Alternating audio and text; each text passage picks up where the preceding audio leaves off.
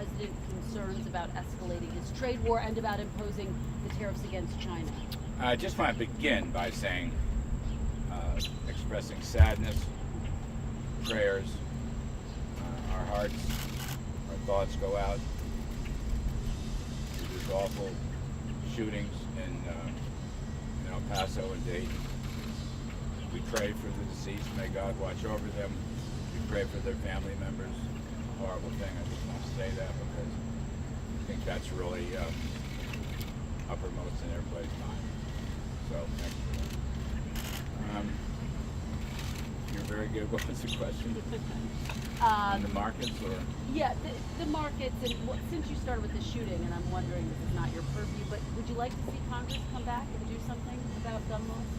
Look, the president made some suggestions in, I thought, beautiful speech yesterday. Access to firearms, red flag laws, mental health issues. It's outside of my lane, but hopefully we will move ahead. On the market, your reaction to the activity yesterday, and does it give the president concerns about escalating his trade war and imposing those tariffs that he's threatening against China that's set to take place in September? You know, we've had a fabulous market. Agreed, it was quite volatile yesterday. These things come and go. I think the president's view has always been that we have negotiated in good faith. We want to continue to negotiate in good faith with the Chinese. Unfortunately, his view is we didn't make any progress in the Shanghai meeting, so he took an action. Disappointment about the lack of ag purchases and the fentanyl issue, which is a heartfelt issue to the president. So he's here to protect America's economy. He's here to defend America's economy. And part of that, of course, is to try to generate or regenerate a free, fair, reciprocal, lawful trading system to do that. And you know, this is a transformative president who is going in many places where prior presidents in both parties have feared to tread. He is determined. He's rebuilding the American economy, which is going very strong. And I think part of that has to be trade. And I'm certain he's going to stay on track. He has said himself, we'd like to negotiate. We're planning for the Chinese to come here next month. And if there's a good deal or good progress, he may reconsider some things. But similarly, he has also said if there's no good deal and no progress, he may also reconsider some things on the other side. So we'll have to wait and see. There's no progression. Yes, Jeff. Larry, you mentioned, or we know yesterday that the Treasury designated the Chinese currency as preferred currency for designation. Does the White House, does the administration plan any other intervention in forex markets? Not presently, no. And are you concerned broadly, and this sort of follows up on Chris's question about the possibility of a global recession if this trade war continues? Look, bless you.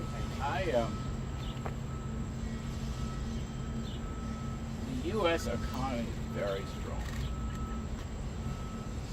The rest of the world is not. The rest of the world affects the U.S. economy. It does, but we're the engine that makes it go.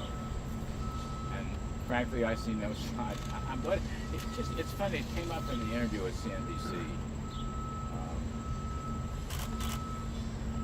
People talk about consumers and consumer prices being affected by these tariffs. And my point is, well, hang on a second. The consumer is the strongest part of the economy. Consumer spending in the last 3 months is growing 7.5% at an annual rate. And as regards consumer inflation, the PCE deflator, for example, is 1.4% year on year. So if there's any consumer impact, it's very, very small. Meanwhile, and let me add one other thing. We had a lull in CapEx, which is important. We've been up against a severe monetary tightening for 2 years.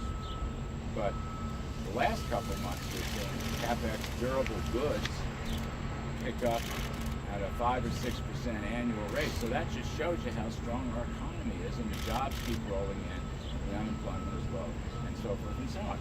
So I think the burden, look, China's slashing its prices, that's killing their profits in their company. Production and supply chains are moving out of China. We have elasticity of demand. Our importers can shop elsewhere outside of China. That's hurting China. The economic burden is falling vastly more on them than us.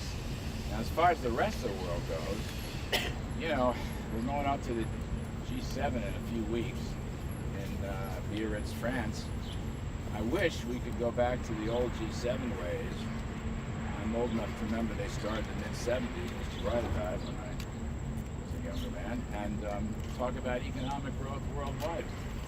Foreign money and devaluing currencies is not the answer. Lower tax rates, creating incentives, deregulating labor and energy markets everywhere, and fair trade. Those are the things that our allies should be looking at.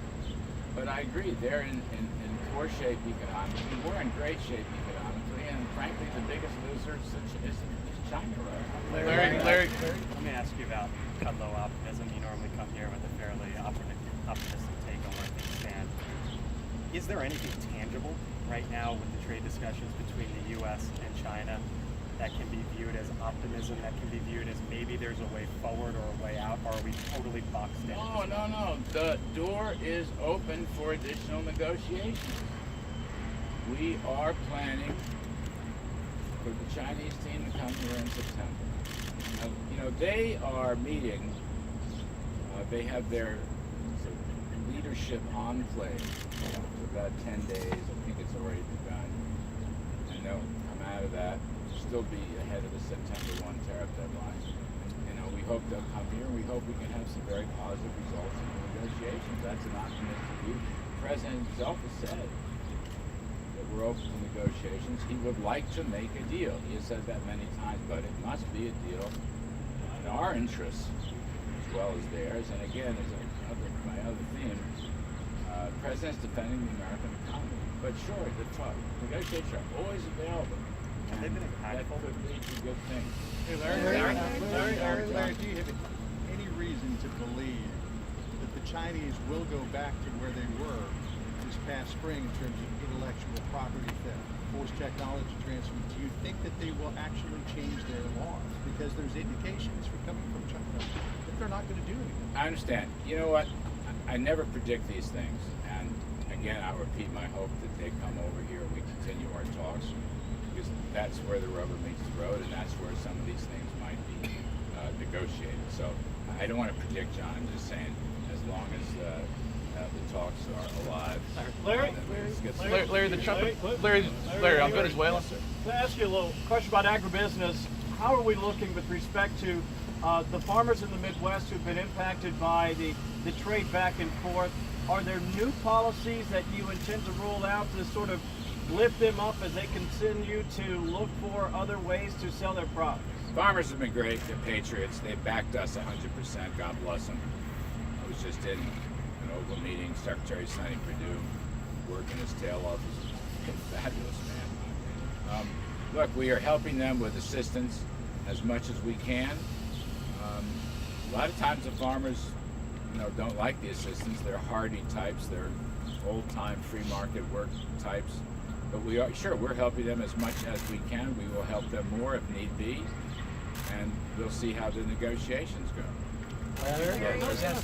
China, after this currency manipulation announcement, is accusing the United States of deliberately destroying international order. That's their words. Yeah. Is that what the Trump administration is Yes. attempting? Deliberately destroying international order. Okay. So, they devalued at least 10% in the past 15 months. We didn't. They did. At that point, Secretary Mnuchin of the Treasury, which has been monitoring renminbi offshore yuan very carefully, had to act. They broke the 7-to-1. They had to act. We have not seen China defend their currency. They claim they're in a trading ban, but we don't see any evidence of defense. That could change, but they haven't. It's not our actions. It's not our actions.